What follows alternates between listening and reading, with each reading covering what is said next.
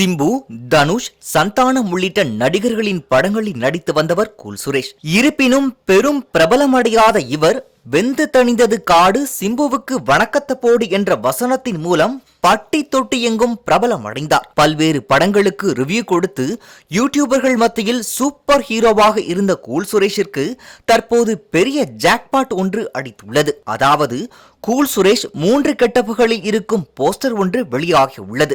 STR என்ற டைட்டிலுடன் வெளியாகியுள்ள இந்த போஸ்டரில் அவர் 3 விதமான கெட்டப்புகளில் இருக்கிறார். கூல் சுரேஷ் நடிக்கும் திரைப்படத்தின் போஸ்டராக இது இருக்கலாம் என்றும் நெட்டிசன்கள் பலரும் கருத்து கூறி வருகின்றனர். சிம்புவிற்கு சாதகமாக பேசிய பட வாய்ப்பை இவர் பெற்றுவிட்டார் என்றும் சிலர் கூறி வருகின்றனர். இது தொடர்பான புகைப்படம் இணையதளத்தில் வெளியாகி பெரும் வைரலாக பரவி வருகிறது. இன்னும் சிலர் இது போட்டோஷூட்டுக்காக கூட இருக்கலாம் என கருத்து பதிவிட்டு வருகின்றனர்.